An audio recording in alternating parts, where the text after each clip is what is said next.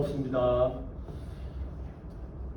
저희 통일부가 후원하고 원광대학교 평화연구소가 주최하는 명사서청 통일 강좌 두 번째 시간을 시작하도록 하겠습니다.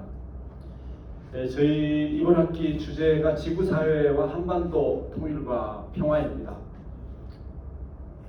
아시다시피 우리가 한반도의 분단을 해결하기 위해서는 다양한 협력이 필요한데요. 우리가 그것을 위해서 먼저 한반도를 둘러싼 어떤 지구와 또는 동아시아 차원에서 우리가 이 문제를 먼저 봐야 되지 않는가 하는 것이 이번 학기의 주제입니다.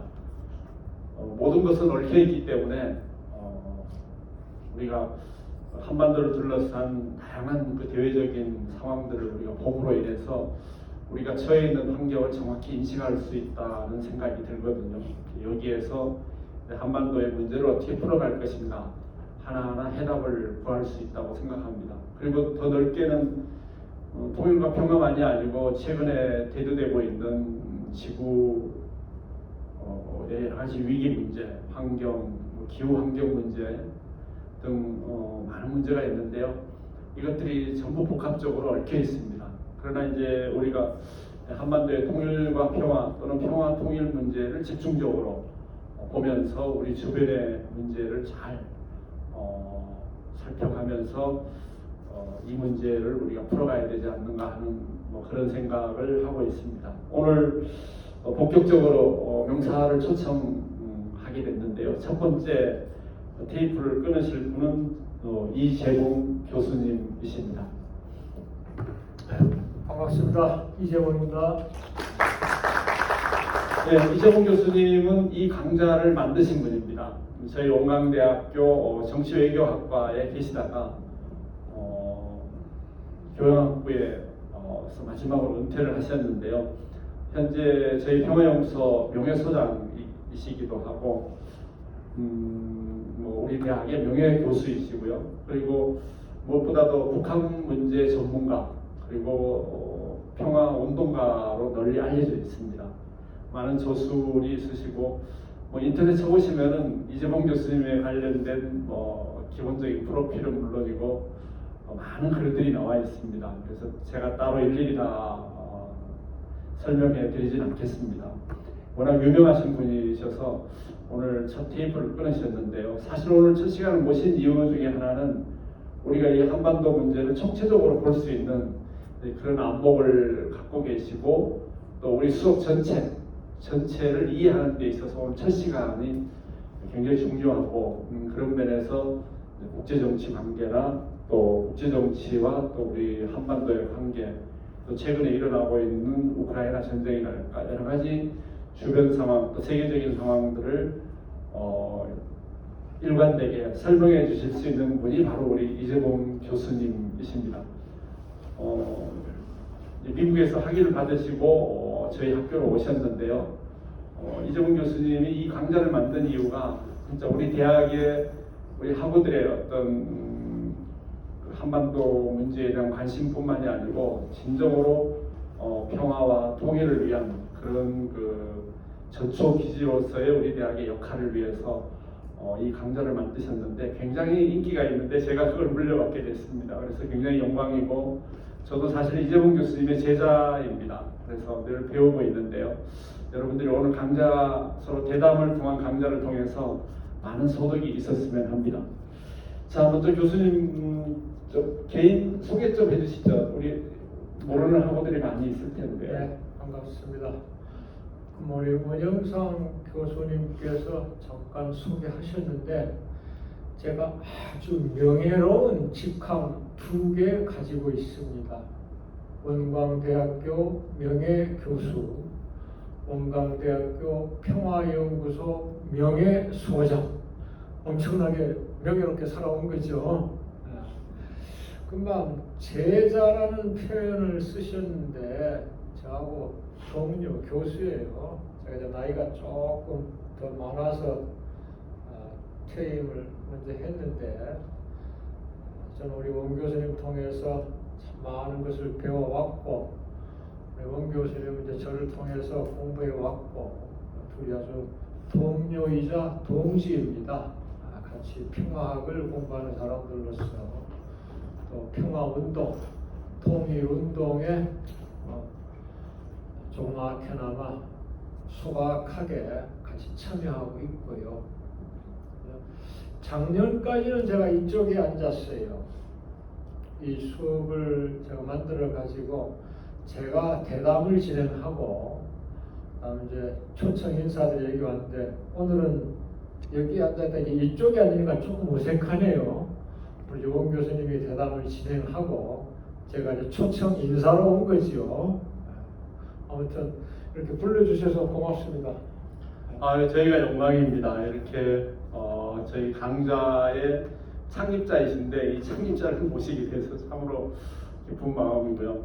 자, 그러면 이제 본격적으로 들어가서 뭐 어제는 태풍이 와서 지구가 흔들리다시피 참 우리 주변을 위험하게 만들었는데요. 사실은 태풍은 이제 지나가고 나면은 그래도 어느 정도 우리가 극복할 수 있는데 현재 전 세계에는 굉장히 많은 분쟁, 특히 이제 전쟁이 일어나고 있잖아요. 근데 뭐 세계 전쟁으로부터 국지전이 실제로는 끊어지지 않고 있습니다.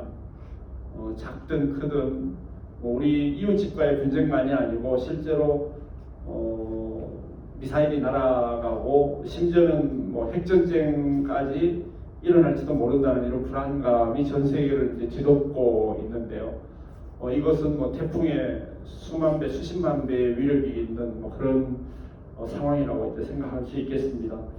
근데 이런 그 세계 분쟁을 이해하기 위해서는 세계가 어떻게 돌아가는지 이런 좀 거시적인 차원에서 먼저 그 세계 정치 체제라고 할까요? 이제 특히 이제 정치 외교학을 전공하셔서 이 분야에 굉장히 날카로운 분석력을 갖고 계신 걸로 저희들이 알고 있습니다. 그래서 이 현대 사회에서 세계 정치 체제가 어떻게 이렇게 형성되고 변화되어 가고 있는지 좀 총체적인 그림을 좀 그려주셨으면 하는 바람입니다. 정치학자로서 정치 체제 변화에 대해서 얘기하기 전에 이제 원 교수님과 제가 공부하고 있는 평화학과 관련해 가지고 도대체 이렇게 수많은 전쟁이 왜 일어나는가 이거 좀 잠깐 짚어보는 게 좋을 것 같아요. 예.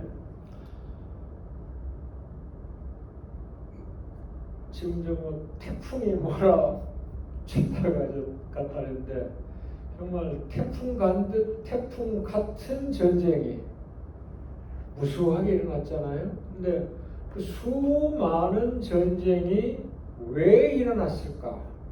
왜 싸움이 일어날까? 이 싸움이 왜 그치지 않을까? 우리 한반도에서도 참혹한 전쟁이 일어났었잖아요. 우리가 이제 태어나기 전이죠. 1950년대니까. 그래서 70년이 지났네요. 우리 한반도에서 전쟁이 터져가지고 300~400만 명이 죽었습니다. 우리가 살고 있는 익산 전체 인구가 한 30만쯤 돼요.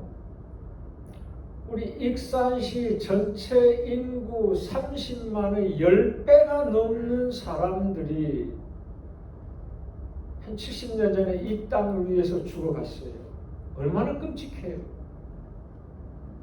그런데 그것보다 큰 전쟁들도 많이 있었죠. 근데 이 전쟁의 가장 큰 원인, 우리가 이제 전쟁이 일어나면은 지금도 이제 러시아 우크라이나에 이제 전쟁이 터졌는데 우리가 언론을 통해서 전쟁이 어떻게 진행되고 있는가 이건 잘 알아요. 오늘 뭐 어디서 무슨 학살이 있었다, 무슨 핵 발전소가 터질 것 같다, 뭐 이렇게. 근데 가장 근본적으로 이 싸움이 언제 왜 시작됐지? 그걸 우리 모르고 있잖아요. 쉽게 말해서 여러분들 가운데도 두 사람이 싸운다. 그럼 이제 주변 친구들이 와가지고 야 니들 왜 싸워? 싸우지 마 이렇게 하잖아요. 가장 먼저 물어보는 게 뭐예요? 혹시라도 여러분들 부모님께서 여러분들 부모님 잘 안 싸우시겠지만 누가 여러분들 싸우면은 아이 왜 싸우세요? 싸우지 마세요 그러잖아요. 왜 싸우냐고 물어보잖아요. 그 싸움의 원인이 어디에 있느냐 이게. 우리가 이제 전쟁을 공부할 때도 그 원인을 제대로 알아야 되지 않겠어요? 지금까지 가장 많은 전쟁의 이유, 원인 두 가지를 꼽으라면 하나는 민족입니다. 여러분 알아두세요. 민족. 그 다음 두 번째가 이것과 결부된 종교예요. 더구나 우리 원 교수님은 교수이자 그러니까 학자이자 성직자입니다.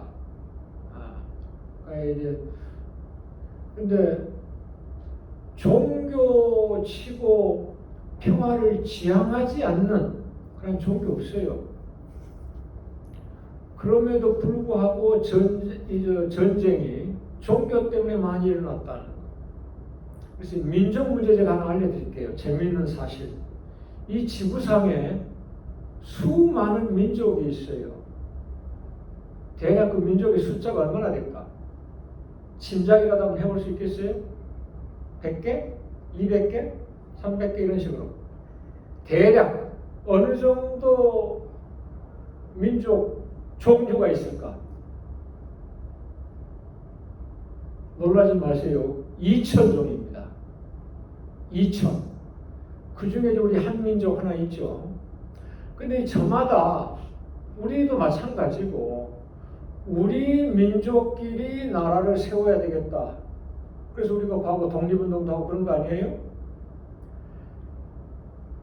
2,000개 민족이 저마다 자기네 민족 국가를 갖겠다고 하면은 얼마나 싸움이 많이 벌어질까 한번 생각해 보세요. 왜냐하면 이 지구상에 나라는 200개밖에 없거든.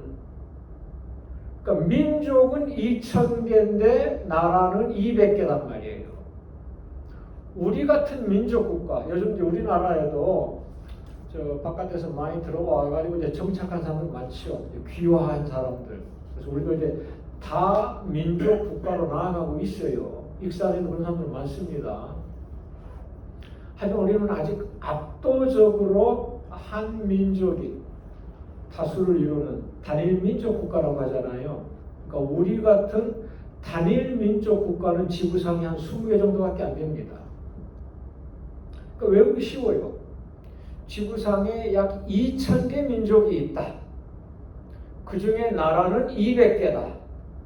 그 중에 우리 같은 단일 민족 국가는 20개다. 그러니까 2,000대 200대 20이니까 뭐예요? 10대 1이에요. 평균 10개 민족이 모여가지고 한 나라를 이루고 있는데 여기에 만족하지 않고 우리 민족끼리 독립해가지고 나라를 이루겠다. 중국에서도 그런 움직임이 지금 벌어지고 있고 러시아도 그렇고 그러니까 이제 흩어지면서 막 싸움이 벌어지는 거 아니에요. 그래서 인류 역사 수많은 전쟁이 민족 때문에 일어나는 거예요. 그래서 우리가 민족 국가에 대해서 한번 생각해 봐야 돼. 저마다 자기네 민족 국가를 이루기 위해서는 앞으로 최소한 몇 번 싸움이 일어나야 되겠어요. 최소한 1,800번. 나라가 200개밖에 안 되니까. 그래서 여러분이 민족 국가를 어떻게 생각해야 될까? 이거 한번 고민해 보시기 바랍니다. 그 다음에 여러분 가운데 이제 여러분이 뭐 성직자는 아닐지라도 그냥 성도, 종교보다 가지고 있을 거예요. 나는 개신교도입니다. 개신교든 천주교든 불교든 원불교든 어느 종교가 전쟁을 좋아해요? 다 평화적이에요. 평화롭게 살자고 하고. 그런데 그 교리 간에 좀 다퉈가지고 내 종교가 이 세상에서 제1이 돼야 된다. 뭐 이제 그런 게 많잖아요. 그래서 종교 간의 싸움이 터지는 거예요. 가장 심한 게 기독교와 이슬람 간의 전쟁이죠. 소위 우리가 성전이라는 이름으로 세상에 성전이 어디 있어요? 성스러운 전쟁이 모든 전쟁이 끔찍한 거지. 근데 성전이라는 이름으로 얼마나 많은 전쟁이 터졌는가? 이것도 한번 여러분 생각해 보시고 우리 종교를 가지고 있는 사람들 특히 조금 이제 배타성이 강한 종교들 있잖아요. 다른 종교와 화합하면서 공생하는 것보다는 내 종교가 더 우위에 있어. 다른 종교를 인정하지 않으려는 서양에서 들어온 기독교 종류지요. 그래서 그런 것도 우리가 좀 올바른 방향으로 신앙을 가져야 되지 않을까, 이것도 한번 여러분 생각해 보시기 바랍니다. 내가 개신교도이기 때문에 이런 얘기를 하는 거예요. 내가 원불교도 같은 그런 얘기 못하지, 다른 종교에 대해서. 내 종교니까 하는 건데. 그런 거 한번 참고해 보시다. 근데 이렇게 커다란 전쟁이 일어나면은 그 뒤에 후폭풍으로 세계 체제가 바뀌어 왔어요. 세계 질서가. 지금까지 가장 큰 세계 전쟁이 어떤 거겠어요? 우리가 또 언뜻 생각해 1차 세계대전, 2차 세계대전 이렇게 되잖아요. 그리고 이제 우리가 겪었던 한국 전쟁, 우리 이제 다음에는 베트남 전쟁, 이런 게 이제 인류 역사상 참 큰 전쟁이었죠. 최소한 수백만 명이 죽은 전쟁이니까. 네. 우리가 이제 현대사라고 하면 여러분들한테는 이제 현대사가 1980년대, 90년대 여러분 이제 태어나면서부터 이렇게 시작되겠지. 나는 이제 50년대 출생이에요. 그러니까 여러분하고 대략 한 60년 정도 차이가 나나? 5, 60년?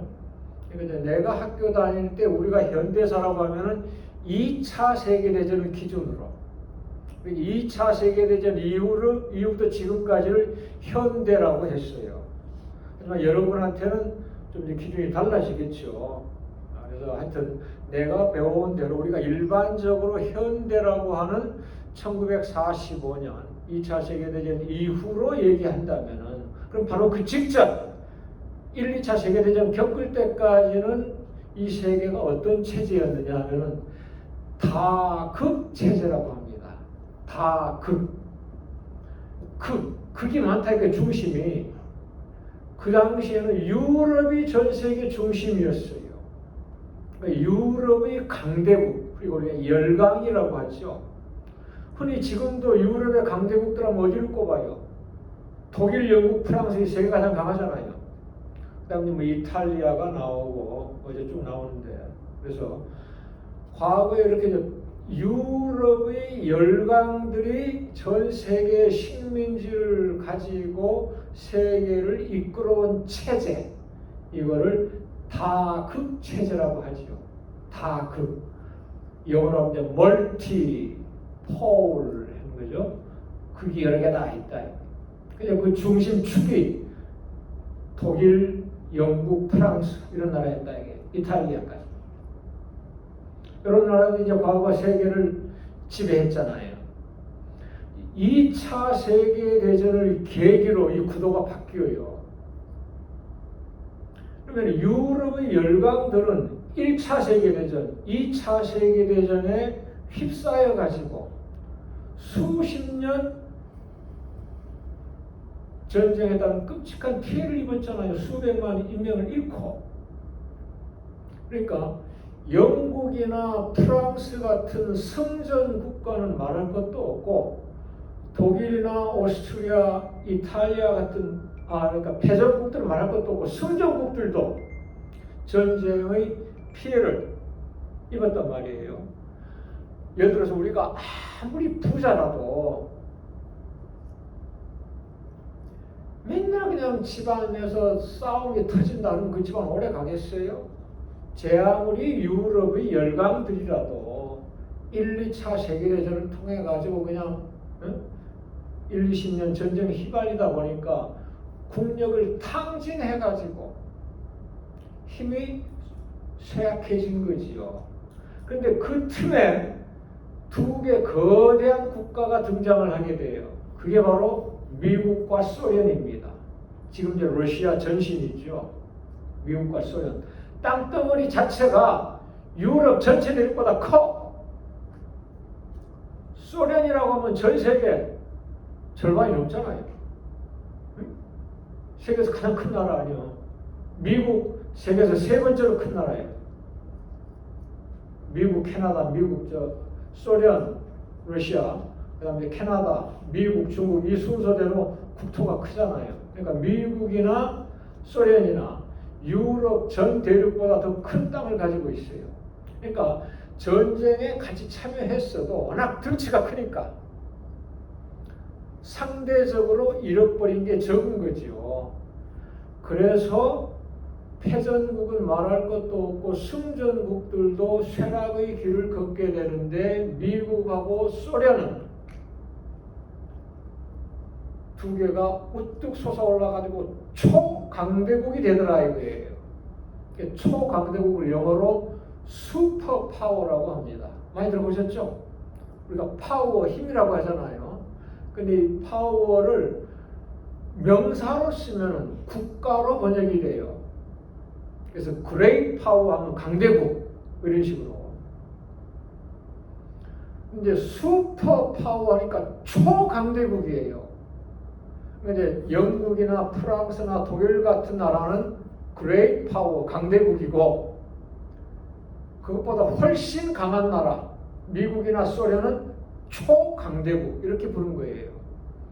그래서 미국은 자본주의 국가를 대표하고 소련은 사회주의 국가를 대표해 가지고 이 두 나라가 전쟁 중에는 같이 힘을 합쳤어요. 같은 연합국이었잖아요. 그래서 우리 한반도에도 같이 들어와 가지고 또 이제 싸우는 바람에 우리를 이제 분단시켜 놨고 연합국이었는데 전쟁이 끝나면서 서서히 적으로 변하는 거예요.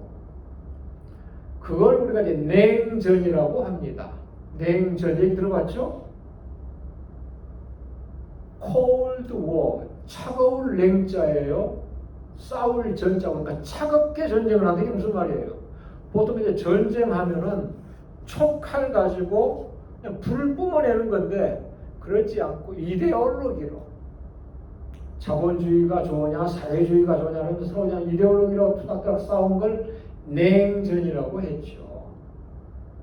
그래서 45년 이전까지는 이 세계가 유럽의 열강들이 이끌어가는 다극체제였는데 45년부터는 한 4, 50년 동안 미국하고 소련 양대 초강대국이 세계를 이끌어가는 냉전체제 또는 이것을 양극체제라고 해요. 영어로는 bipolar system.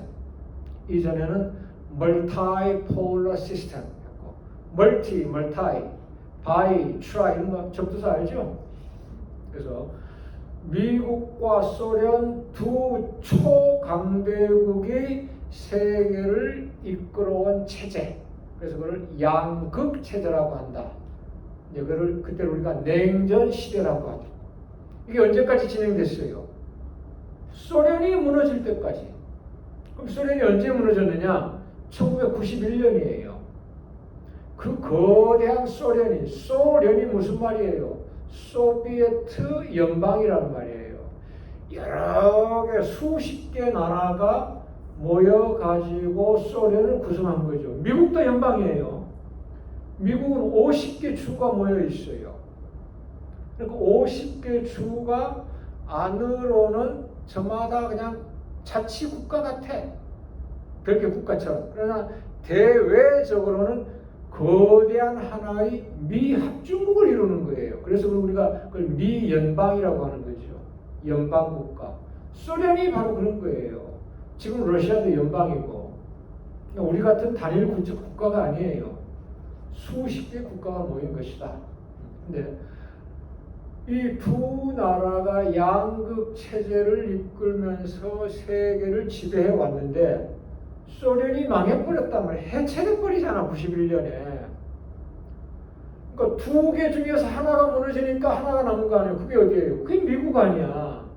그래서 이때부터 미국을 뭐라고 불렀느냐 하면은 세계 유일의 초강대국이다.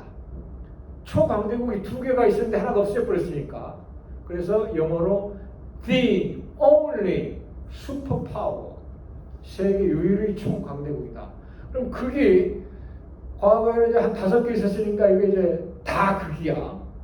근데 이 중에 이제 소련하고 미국 딱 두 개가 있었단 말이야. 이게 양극이야. 소련이 무너져 버렸으니까 하나가 남았죠? 이걸 뭐라 그래? 이거 이제 단극 체제라고 하는 거죠. 그게 하나만 남았어. 초강대국이.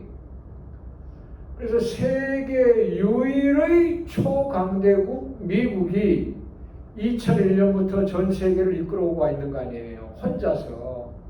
이것을 단극 체제라고 한다. 그러니까 지금 세계가 어떻게 흘러왔어요? 2차 세계대전을 계기로 다극에서 양극으로 바뀌었어. 그렇죠? 냉전 종식에 따라서 그러니까 커다란 전쟁이 끝나니까 양극이 단극으로 바뀐 거예요. 그 지금 이게 바뀌고 있어. 어떻게 바뀌고 있어요? 다시 이제 극이 많아져. 어떻게? 러시아가 다시 일어나고 중국이 무섭게 성장해가지고 미국에 도전을 하고 있잖아요. 이제 그래서 앞으로는 어떻게 될까? 근데 여러분도 한번 같이 구상을 해보세요. 그건 정답이 없어. 앞으로 일어날 일이니까. 내 생각에는 최소한 중국이 미국 못지않은 힘을 가지게 될 것이다. 그렇게 된다면 이제 다시 양극 체제로 가는 거 아니에요. 소련 대신 중국이 들어서가지고. 러시아도 그냥 이 기회에 과거 이제 망했지만은 군사력을 중심으로 해서 군사력은 아직도 세계 2등이니까 경제력은 우리하고 비슷비슷한 10등 안팎이지만은 또 군사력을 바탕으로 해가지고 참 미국 못지않은 힘을 가질 수 있지 않을 거 아니냐. 그럼 이제 삼국 체제가 되는 거예요. 미국, 중국, 러시아. 야, 우리 한반도가 통일되면 어떨까? 지금 우리 남한만 하더라도 세계 6등의 군사력을 가지고 세계 10등의 경제력에다가 세계 최고 수준의 기술력과 문화력을 가지고 있어요. 우리가 땅덩어리는 조그만하지만 이렇게 엄청난 힘을 가지고 있단 말이에요. 여기에다 이제 북한하고 통일까지 한다. 그럼 이제 당분간 좀 이제 수습하느라고 조금 뭐 이제 좀 조정 기간을 거쳐야 되겠지만 안정되고 나면은 우리도 미국이나 중국이나 러시아 못지않은 커다란 국가가 될 거 아니냐. 땅덩어리는 아니라도 국력의 가장 핵심 요소가 뭐예요? 경제력하고 군사력 아니에요. 우리 남한 단독으로 6등, 10등이니까 북한하고 합치면은 2등, 3등만 올라갈 거 아니에요. 더구나 거기에 이제 이 가장 중요한 소프트 파워라고 하는 거, 문화력, 기술력 세계 최고잖아. 그러면은 이제 미국, 중국, 러시아 통일 한반도 이렇게 해가지고 4강 체제가 될 수도 있고. 지금 이제 유럽 연합으로 있지만은 이 유럽 연합이 좀 발전해가지고 지금 이제 30개 나라가 모여 있단 말이에요. 이 30개 나라가 저마다 자주성과 독립성을 가지고 좀 가까이 지내는 그런 체제가 연합 체제인데 더 가까이 지내자. 화폐만 하나로 쓸 게 아니라 대통령도 딱 한 사람만 뽑고 그냥 왔다 갔다 더 자유롭게 하고 그럼 유럽 전체가 하나의 단일 국가로 될 수도 있을 거 아니에요. 유럽 연방으로 연합이 아니라. 그렇게 된다면은 미국, 러시아, 중국, 유럽, 한반도 5강 체제가 될 수도 있잖아요. 이건 어떻게 될지 몰라요. 그래서 하여튼 미국의 단극 체제는 무너져 내려가고 있다.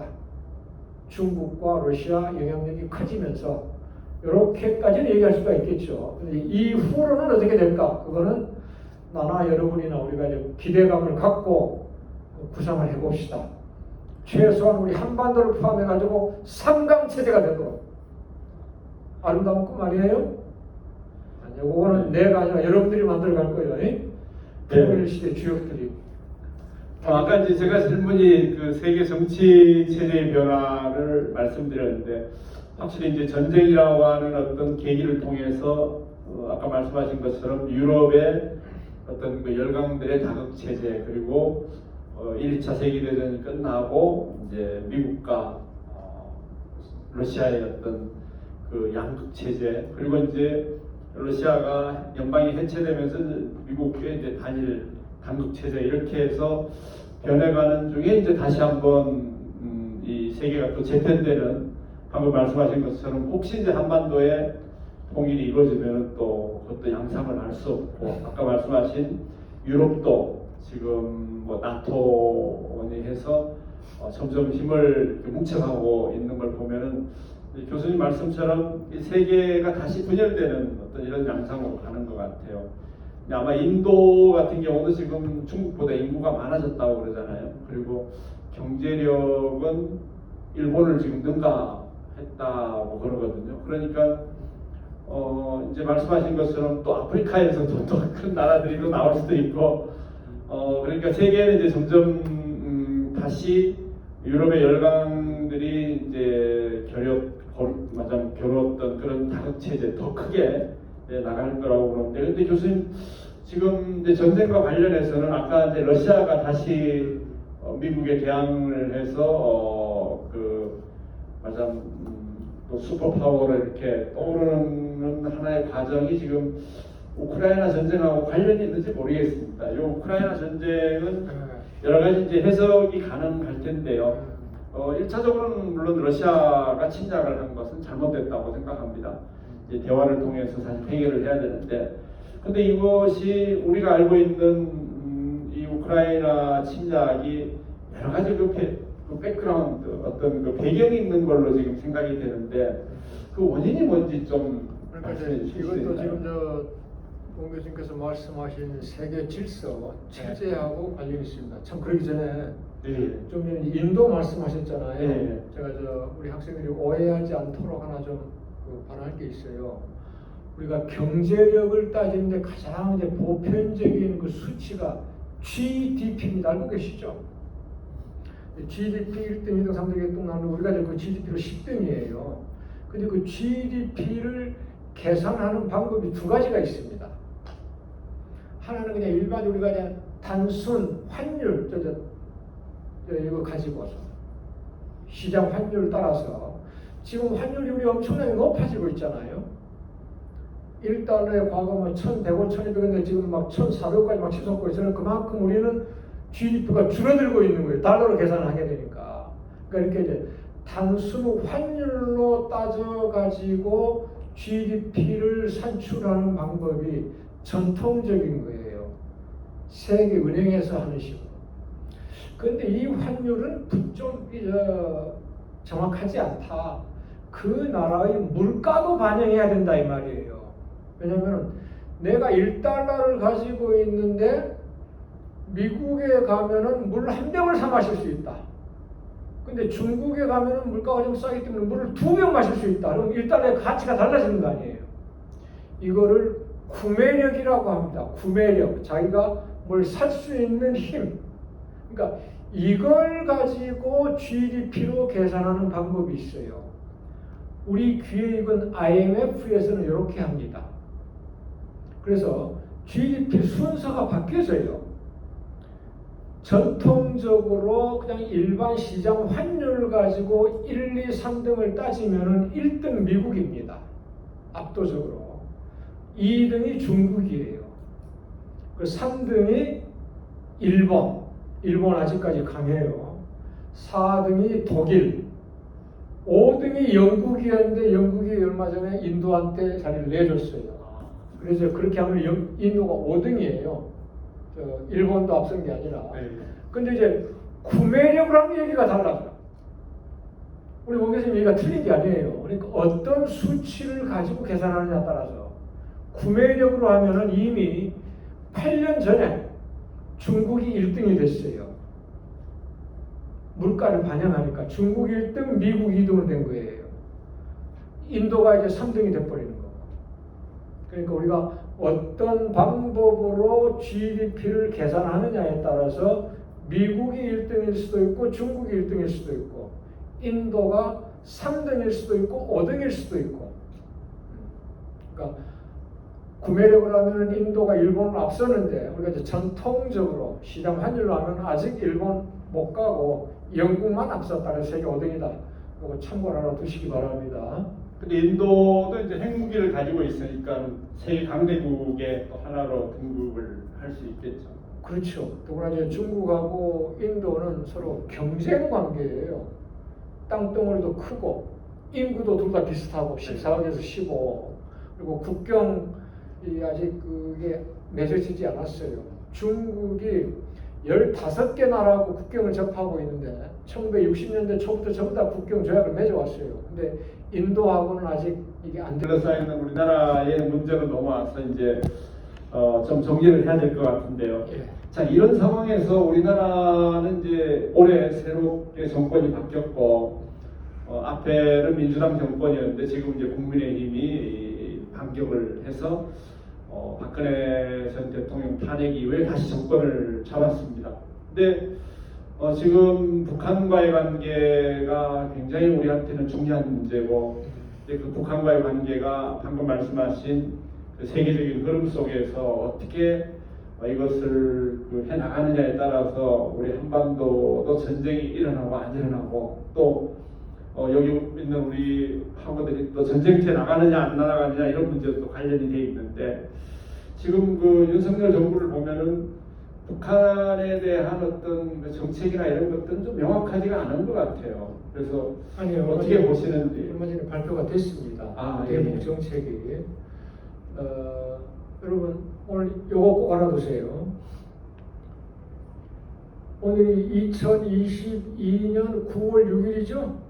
오늘 현재 여러분들 앞으로 지금 통일대담 지금 수업을 듣고 있는데, 통일대담 그러면서 다른 건 다 잊어버리더라도 우리나라 대한민국의 통일 정책은 알고 있어야죠. 우리나라 대한민국의 통일 정책은 1989년 노태우 정부 때 만들어졌어요. 그리고 5년 뒤 94년 김영삼 정부 때 조금 고쳐졌어요. 그래 가지고 그 다음 김대중, 노무현, 이명박, 박근혜, 문재인 거쳐서 지금 윤석열 정부까지 내려오고 있습니다. 분명히 이거 알아두세요. 이 통일 정책 이름은 뭐 할 필요 없는데, 참고로 민족 공동체 통일 방안이라고 하는 거예요. 북한하고 우리는 참 과거 이렇게 피 터지게 싸워가지고 왼수도 됐지만 그래도 한 민족이다. 이 민족이 공동체를 이뤄야 된다. 뭐 이런 뜻이겠죠. 그런데 우리가 45년 분단돼 가지고 60년, 70년 이렇게 막 계속 지속되고 있잖아요. 서로 다른 이념과 체제 아래서 살아왔기 때문에 금세 모든 걸 합치는 것은 가능하지도 않고 바람직하지도 않아. 예를 들어서 지금 막 합쳐버린다. 우리가 통일이 좋다고. 얼마나 혼란스럽겠어요. 자네들 어느 체제 다 갈 거예요? 사회주의? 자본주의? 우리는 죽어도 자본주의 지킨다고 그래요. 저쪽은 기어코 사회주의 유지해야 된다고 해요. 그럼 어느 쪽으로 갈 거예요? 얼마나 혼란스럽겠어요. 그 다음에 우리는 뭐 세계 10등 경제 대국이다. 근데 저쪽에는 뭐 식량이 부족하고 뭐 비름 없고 뭐 굶어 죽니 뭐 별 얘기가 다 들리잖아요. 어떡할 거예요? 통일하면. 우리가 도와줘야지 가진 쪽에서. 근데 여러분 제대로 뭐 취직하기도 어렵고 뭐하고 하는데 자기 취직도 못하는데 남 도와주게 생겼어요. 세금 더 내가면서. 그래서 젊은 사람들이 통일 반대하는 거예요. 사회 혼란 생기고 천문학적인 비용이 들어갈 테니까. 이게 잘못됐어요. 통일 교육이 잘못돼서 그래. 우리 대한민국의 통일 정책, 아니면 북쪽의 조선민주주의인민공화국 통일 정책, 어느 쪽이든 간에 정부의 통일 정책을 따르면은 사회 혼란 안 생겨. 천문학적인 경기도 안 들어가고. 왜? 점진적으로 서서히 통일하자는 거예요. 1단계가 뭐냐? 지금까지 냉전 시대 때는 우리가 서로 간에 인정하지 않아서 상대방에게 괴다, 가짜다, 그냥 죽일 놈, 쳐죽일 놈 했잖아. 당장 우리부터 때려잡자, 김일성, 총 쏘자, 공산당, 이룩하자, 순공통일, 막 이렇게 해가면서. 근데 이 냉전이 종식되면서 어떻게 변했어요? 서로 인정하자. 그래가지고 유엔에 동시 가입도 했잖아. 그리고 군사정부의 연장이나 마찬가지 노태우 정부 때 통일정책을 만들었는데 그게 뭐냐고 3단계로 돼 있어. 1단계가 서로 인정하고 화해하고 협력하자. 그리고 화해 협력이라고 그래. 평화 공존.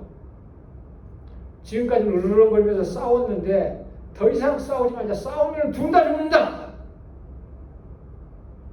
오로지 평화다.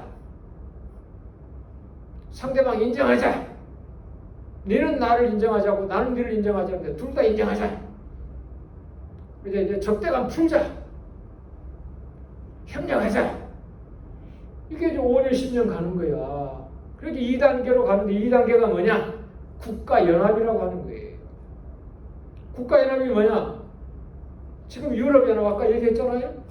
유럽에 한 30개 국가가 있는데 이 국가가 서서히 하나로 지금 통합해 나가고 있잖아요. 먼저 돈을 하나로 만들었어. 화폐를. 유로. 그래서 그냥 한 나라처럼 지내요. 저마다 자기 독립성을 가지고 있지만은 그래도 뭐 이 나라 살면서 저 나라 가서 일하기도 하고 여행 자유로 하고 우리가 그냥 뭐 서울 가듯이 여러분들 뭐 전주에서도 학교 오고 뭐 전남에서도 학교 오고 막 그러잖아요. 그렇듯이 자유롭게 이동해. 그게 유럽연합이에요. 우리 남북이 자기네 체제, 정부 그대로 가지고 있으면서 좀 가까이 지내자. 그게 남북연합이란 말이에요. 그 혼란 안 생기지. 자기네 체제 지키니까. 그 여러분이 뭐 사회주의 좋다고 막 올라갈 사람이 있어봐야 한둘밖에 안 되겠지. 떼거리로 몰려가지고 우리 남한이 붕괴할 만큼 안 될 거 아니야. 그러니까 서로의 그 체제에 위험이 안 될 정도로 그냥 교류 협력한단 말이에요. 그게 국가연합 2단계야. 그리고 이제 3단계 가가지고 이제는 뭐 같이 살아도 되겠다 완전히. 그래가지고 이제 완전히 하나가 되는 게 마지막 단계예요. 그럼 그때까지 얼마나 걸릴까 시간이? 우리 남쪽에서는 한 2, 30년 잡으니까 북쪽에서는 그렇게 짧아요? 4, 50년 걸리지 않겠어요? 그랬다고. 그러니까 우리가 통일을 2, 30년, 3, 40년, 4, 50년간에 걸쳐서 서서히 이루어 나간다면 왜 사회 혼란이 생겨? 왜 통일 경비가 들어가? 그런데 각 정부마다 대북 정책이 달라. 그래서 으르렁거리는 거야. 예를 들어서 과거 김대중 정부 때는 햇볕 정책이라고 들어봤어요? 여러분 그때 없었잖아. 사진 않았어도 내가 들어봤다. 그 뭐냐면은 김대중 대통령 참 대단한 사람이에요. 그분이 70년대부터 그 내년 시대 통일 정책을 다듬어온 사람이야. 웬만한 통일 정부가 뺨치는 사람이에요. 그 사람이. 그래서 이 사람이 이제 정권을 잡고 나서 자기가 멋대로 통일 정책을 고쳤냐? 통일 정책 안 고쳤어. 노태우 정부 때 만들어진 정책을 그대로 물려받았어. 자기 경쟁자였던 김영삼이 만든 통일 정책 그대로 물려받았어. 우리가 통일 정책이 없거나 나빠서 통일 못한 게 아니다 이게야. 대북 정책을 잘못했지. 북한하고 어떻게 사이좋게 지낼까? 이거를 고민했어야 되는데 상대방이 받아들이지도 못할 통일 정책을 계속 막 발표하면서 그건 통일 아니라 이게. 참 정말 그렇잖아요. 그래서 내놓은 게 햇볕 정책인데 북한이 좀 어려우니까 우리가 북한한테 그냥 찌찌 해가지고 바람을 부는 강풍을 불어 넣는 것보다 햇볕을 쫙 쪼이면은 저 사람들이 웅크리고 있으면서 외투를 벗을 것 아니냐. 개혁 개방으로 나올 거 아니냐. 그래가지고 이제 화해하고 협력하면서 통일하겠다. 그게 김대중 정부의 대북 정책이에요.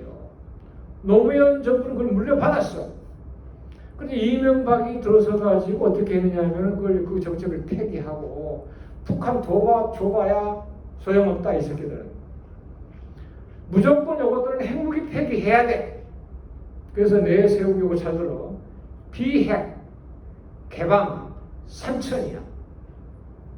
이명박 정부의 대북 정책이 뭐냐면 북한이 비핵 핵무기 포기하고 개방 개혁 개방에 나서면은 선천 북한 1인당 국민 소득을 3,000달러로 만들어주겠다. 그러니까 너희들이 핵무기만 포기하면은 그냥 몰빵 지원해주겠다 이거예요. 좋죠? 근데 북한이 뭐라 그랬어요? 아이고 고맙다 그랬어요? 아니지. 이 역도 같은 놈들하고 무슨 날강도 같은 짓이냐고. 왜? 핵을 먼저 포기하라 이거야. 북한한테는 핵이 생존 수단인데 북한 핵무기 없으면 지금 버티고 있겠어? 벌써 미국한테 침공당했지. 우리는 북한이 핵무기 절대 포기하지 않을 것이라는 건 맞아요. 근데 북한이 핵무기 포기하려 하려면 어떻게 되겠어? 북한이 핵무기 없이도 살아갈 수 있는 조건과 환경을 만들어줘야지. 근데 우리는 그걸 생각 안 하고 북한이 핵무기 절대 포기 안 한다고 그래. 맞지? 근데 여기에 주한미군이 있는 한 북한이 핵무기 포기하겠어? 바로 그냥 쳐들어갈 텐데. 그래서 이명박한테 역도라고 부른 거예요. 이제 박근혜는 와가지고 통일 대박이라고 했어요. 참 좋은 말이죠. 통일되면 대박 터진다 이 말이야. 이 정책을 잘못 썼어. 뭐라고 했느냐면은 북한이 곧 무너질지 몰라.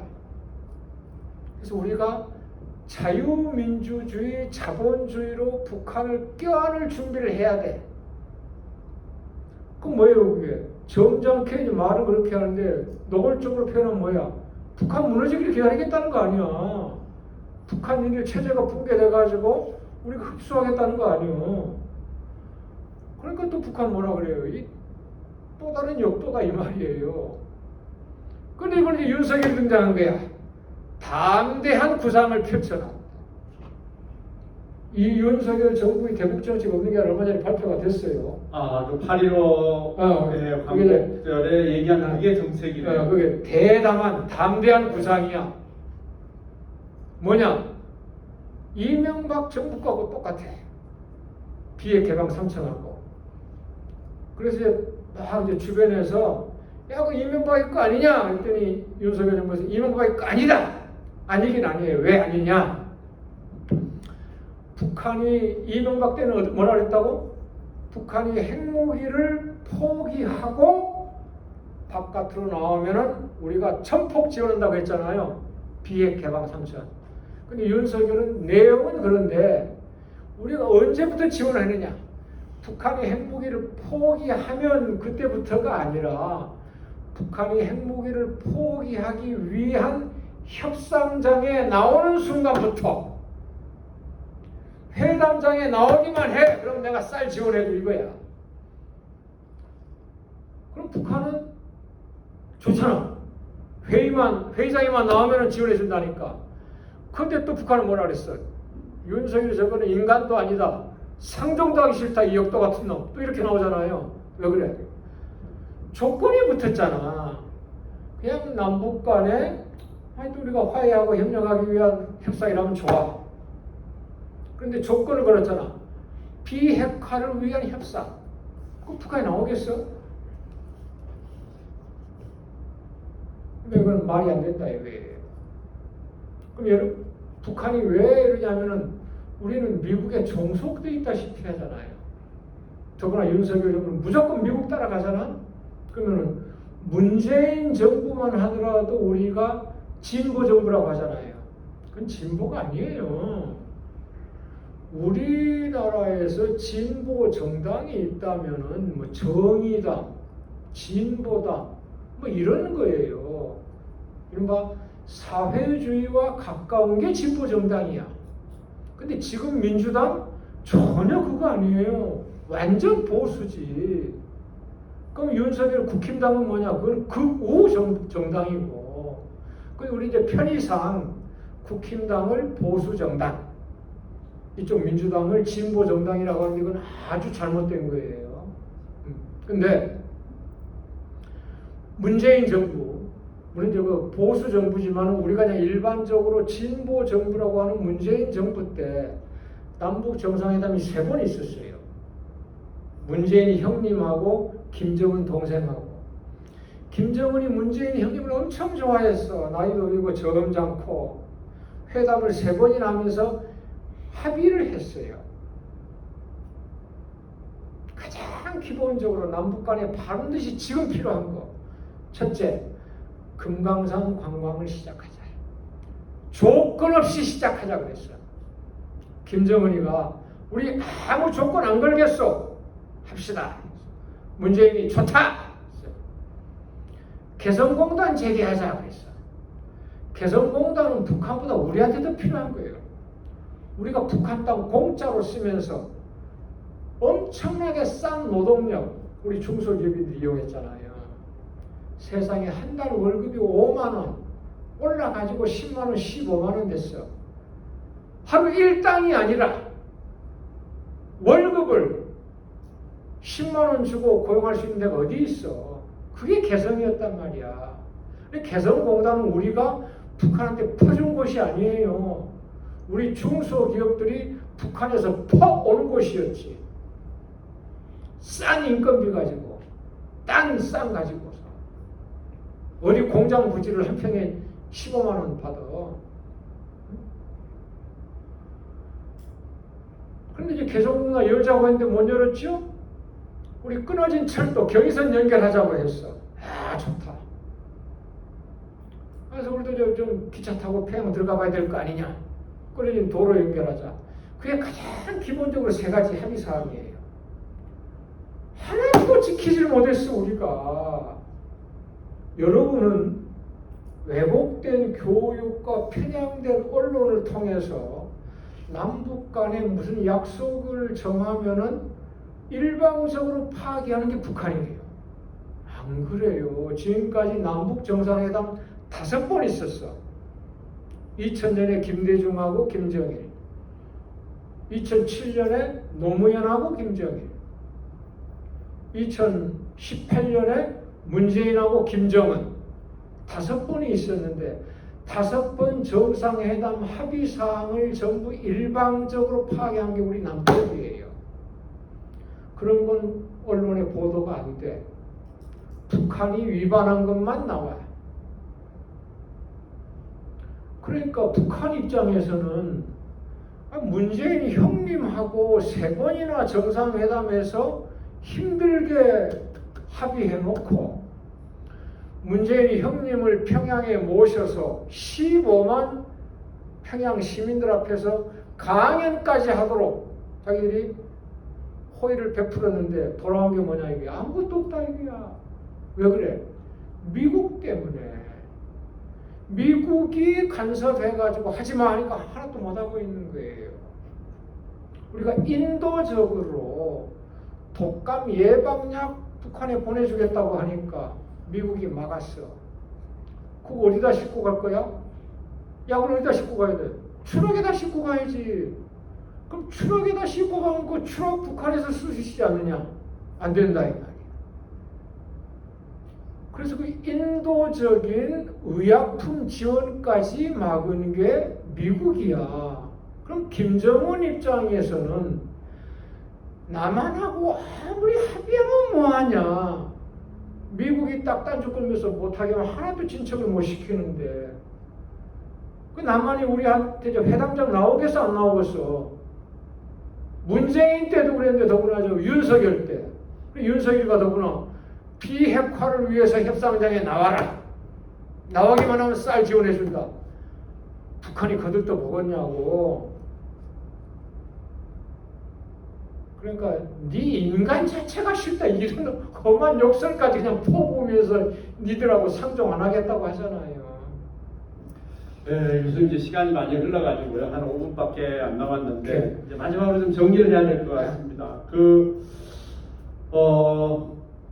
과연 방금 말씀하신 이런 상황에서 미국이라고 하는 초강대국이 우리 한반도에 막강한 영향력을 끼치고 있는 이 상황, 그리고 또 중국, 또 러시아, 일본으로 둘러싸인 이 상황에서 과연 우리나라가 앞으로 물론 이제 언젠가는 뭐 통일이 될 걸로 생각은 하는데요. 언젠가는? 네, 언젠가는 될 걸로 보고 또 한반도에 평화가 찾아올 거라는 생각하는데 교수님 입장에서 보실 때 앞으로 우리가 어떻게 해야 스스로 이 남북 간의 평화와 통일을 이룰 수 있을까? 간단합니다. 네. 한 가지예요. 네. 우리가 미국으로부터 자주성을 찾지 못하면은 언젠가는이라고 했는데 영원히 통일 못할 수도 있겠죠. 미국은 통일 반대하거든요. 북한 주적으로 삼고 있어요. 그래야 중국을 견제할 수가 있고, 우리가 미국에 종속되어 있는 한 한반도 평화하고 통일은 어렵다. 근데 이제 우리 사회에서는 북한이 핵무기를 가지고 있기 때문에 우리가 한미 동맹을 더욱 강화해야 되고, 주한미군은 한 명도 감축돼서는 안 되고, 이런 입장을 가지고 있어요. 한미 동맹을 강화하면 할수록 북한은 멀어지고, 주한미군이 여기 남아있으면 있을수록 북한은 멀어져요.